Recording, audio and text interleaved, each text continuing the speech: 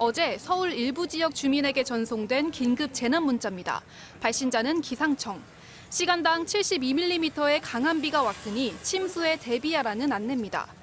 시간당 72mm나 혹은 시간당 50mm가 내리면서 동시에 3시간 누적 강수량이 90mm가 관측된 경우 기상청이 직접 긴급 재난 문자를 보내는 이른바 극한호우 재난 문자입니다. 서울을 포함한 수도권 지역에 올해 처음 시범 운영 중인데 곳곳에 허점을 보였습니다. 어제 시간당 최고 72mm가 넘는 폭우가 쏟아진 서울 구로구. 이른바 극한호우 조건이 충족되자 기상청은 오후 3시 31분 구로구 오류동 등 4곳에 재난 문자를 발송했지만 아무도 받은 이가 없었습니다. 동별로 할당된 식별 코드를 잘못 입력한 겁니다. 이미 언론을 통해서는 문자 발송 사실이 보도된 이후였습니다. 기사를 보고서 이제 오겠구나 기다리고 있었는데 오지 않아서 뭐지 하면서 좀 혼란스러웠던 것 같습니다. 이후 비구름대가 영등포구와 동작구 일대로 넘어가면서 기상청은 해당 지역에 오후 3시 48분에 다시 긴급재난 문자를 보냈지만 일부 주민들은 오후 4시가 돼서야 문자를 받았습니다. 침수에 대비할 골든타임을 벌게 해주겠다는 도입 취지가 무색한 겁니다.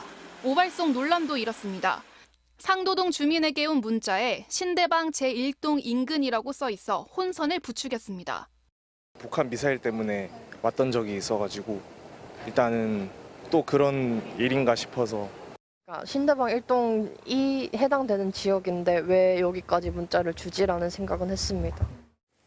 기상청은 지난해 같은 폭우 피해에 대비하자는 취지에서 재난 문자를 시범적으로 발송한 것이라며 앞으로 지적된 문제점들을 보완하겠다고 밝혔습니다. MBC 뉴스 김현지입니다. 갑작스런 폭우가 쏟아지면서 흙탕물로 변한 안양천. 수위가 높아지면서 산책로가 있던 둔치는 모두 물에 잠겼고 진입로는 모두 통제돼 인적이 끊겼습니다. 오늘 오후 2시 53분부터 1시간 동안 서울 동작구에서 관측된 비의 양은 76.5mm. 비슷한 시간 구로구에선 72.5mm, 금천구에선 70.5mm의 물폭탄이 쏟아졌습니다.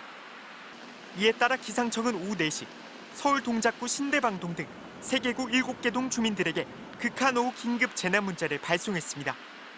극한호우 문자는 1시간에 50mm와 3시간에 90mm 기준을 동시에 충족하거나 1시간에 72mm가 넘는 비가 내릴 경우에 발송됩니다.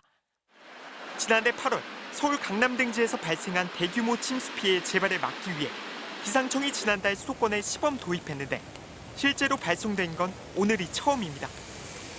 기상청은 약 30분 전인 3시 31분에 구로구 4개 동이 극한호우 기준을 충족해 재난 문자를 보내려 했지만 시스템 오류로 발송되지 않았고 결국 비구름대가 이동하면서 발송 자체를 취소했습니다. 전문가들은 역대 장마철 강우 형태를 분석한 결과 오늘 같은 극한 수준의 집중호우가 점점 잦아지고 있다고 말합니다. 한 60년 동안 관측 자료 분석해보면 강한 강수가 같은 시간이라고 해서 이제 같은 양이 내려도 이제 짧은 시간에 집중되는 형태가 조금 빈번해지고 있다. 기상청은 갑작스런 비 피해를 입지 않도록 급변하는 기상 상황에 더욱 주의를 기울여 줄 것을 당부했습니다. MBC 뉴스 류현준입니다. 네, 이 문제 취재한 김현지 기자와 더 얘기 나눠보겠습니다. 자, 김 기자, 먼저 이 극한호우라는 용어요. 낯설기도 하지만 정확히 무슨 뜻이냐 좀 혼란스럽다 이런 얘기들도 있거든요. 기상청은 뭐라고 합니까? 네, 결론부터 말씀드리면 극한호우라는 용어는 없다는 게 기상청의 입장입니다. 아, 그래요? 네, 공식화된 개념이 아니라 일정 기준 이상 폭우가 내릴 때 그런 표현을 기상청이 쓴다는 거고요. 앞서 설명드린 대로 시간당 50mm, 3시간에 90mm라는 기준은 극한호우가 아니라 긴급 재난 문자가 발송되는 기준이라고 합니다. 하지만 지난달 기상청 보도자료를 보면 극한호우 재난 문자를 시범 실시한다 이렇게 밝혔는데 이를 통해 극한호우, 극한강우 같은 용어가 마치 있는 것처럼 혼란의 빌미를 자초한 측면도 있습니다. 네, 그렇군요. 그리고 기상청이 이렇게 직접 재난 문자를 보내는 게 어떤 중요한 의미가 있느냐. 그리고 이게 과연 이제 그 비가 이미 많이 내리고 난 뒤에 지금 보내는 거지 않습니까? 그때 비 많이 왔다고 알리는 게 과연 어떤 소용이 있느냐 하는 생각도 좀 들거든요. 네, 실제로 말씀하신 대로 많은 비가 내린다고 미리 경고하는 게 아닌데 이거 뒷북 아니냐는 불만도 있습니다.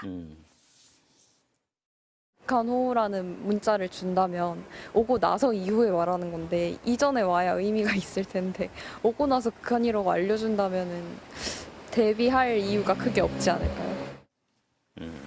네.